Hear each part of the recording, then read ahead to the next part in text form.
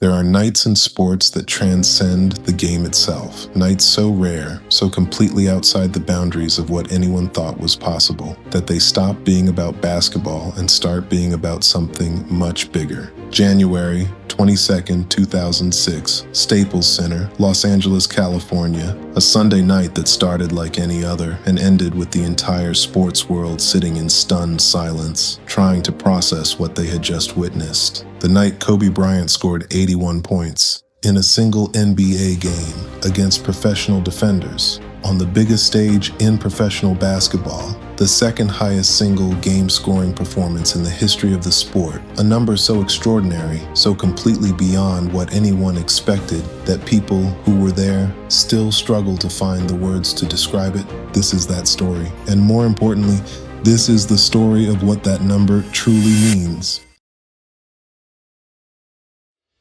To understand what happened on January 22nd, 2006, you have to go back further, much further. You have to understand who Kobe Bryant was and what he was carrying in the months leading up to that night. The 2005 to 2006 NBA season was supposed to be a rebuilding year for the Los Angeles Lakers. Shaquille O'Neal, Kobe's dominant partner through 3 consecutive championships, had been traded to the Miami Heat the previous summer. The dynasty was officially over. The team was young, inexperienced, still finding its identity. And the critics, the analysts and commentators and fans who had spent years waiting for Kobe to stumble, were louder than ever.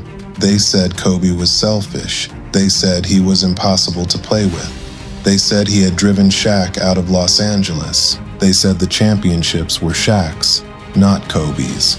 They said without a dominant center to carry the load, Kobe Bryant would never win again. Kobe heard every single word. He read the articles. He watched the segments. He listened to the critics dissect his game, his character, his legacy, with a certainty that he would never measure up. And instead of responding with words, instead of calling press conferences or giving interviews to defend himself, Kobe Bryant did what he always did. He went to work.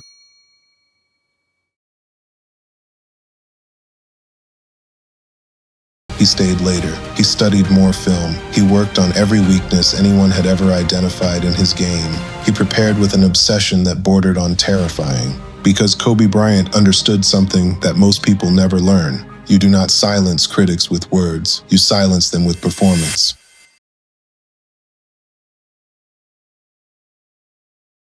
And on a Sunday night in January against the Toronto Raptors, he was about to give the most devastating performance in response to criticism that professional basketball had ever seen. The Toronto Raptors came into that game as a young, struggling franchise, led by a roster of players still developing, still figuring out who they were as a team. But make no mistake, these were professional NBA players. Athletes who had dedicated their entire lives to the game, men who had played basketball since they could walk and had survived the brutal selection process that produces NBA players. They were not pushovers. They were not going to simply stand aside and let Kobe Bryant do whatever he wanted, or so they thought.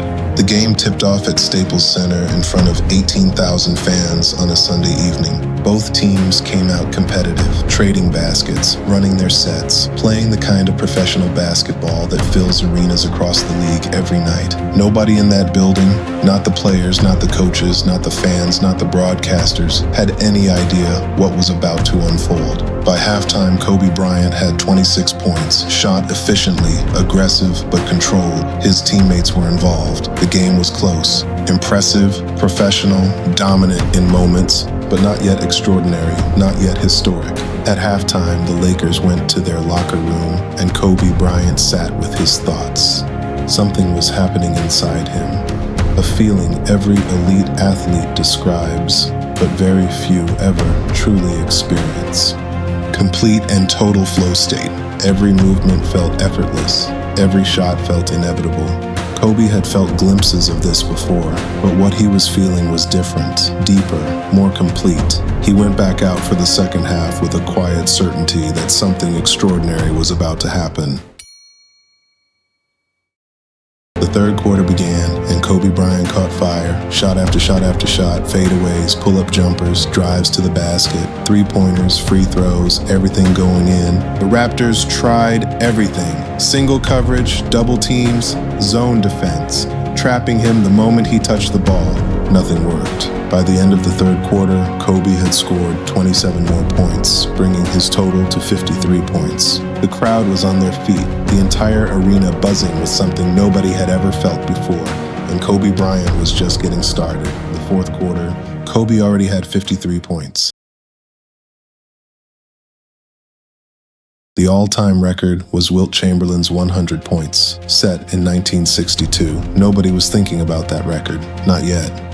What happened in the fourth quarter left the basketball world speechless. Kobe scored 28 more points in the final quarter. 28 points in a single quarter of professional basketball, against defenders who knew exactly what was coming, against coaches who were desperately throwing every defensive wrinkle they had at him, against a building full of people watching him do something impossible in real time. Final buzzer, Lakers 122, Raptors 104. Kobe Bryant, 81 points.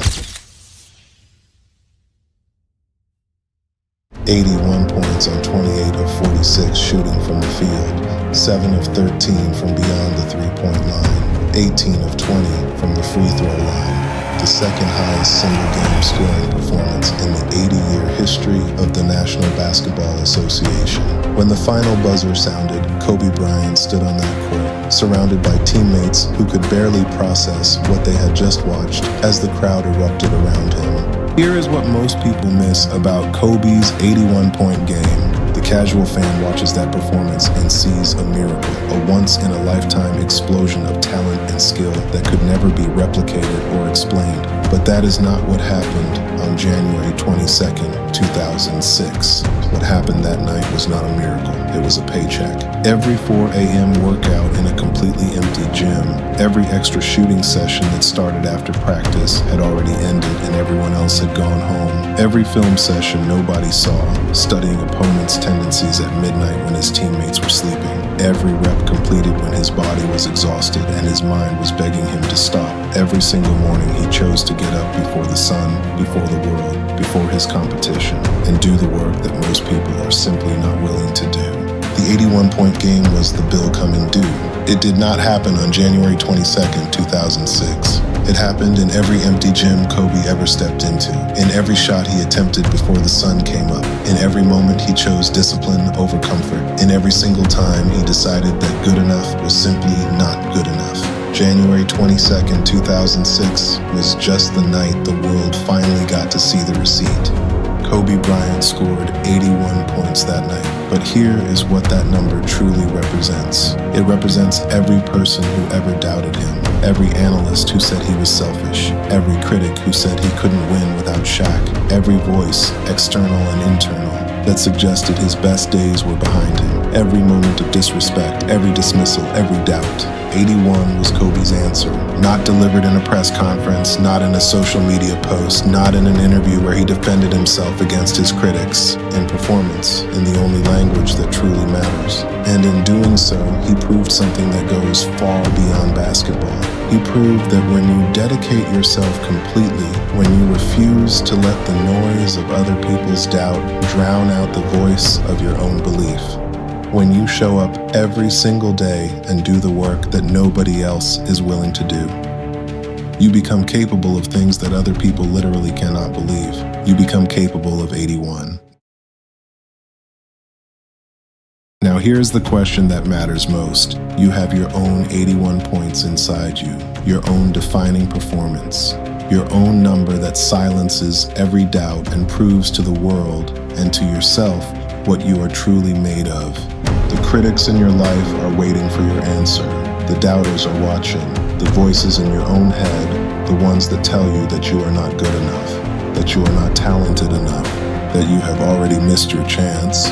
Those voices are waiting to see what you do next. And your answer, like Kobe's, cannot come in words. It has to come in the work, in the early mornings, in the extra reps, in the sessions nobody sees, in the decision made every single day to be better than you were yesterday. Your 81-point night is coming. It is being built right now, in every decision you make, In every hour you invest, in every moment you choose greatness over comfort, in every time you decide that the person you are becoming is worth the sacrifice of the person you are right now. The world is waiting to see what you are made of. Your critics are waiting for your answer. Give them 81. If this video lit a fire in you, share it with someone who needs to hear this message today. Subscribe to Built for Greatness for more stories like this every single day, and go put in the work. We'll see you in the next one.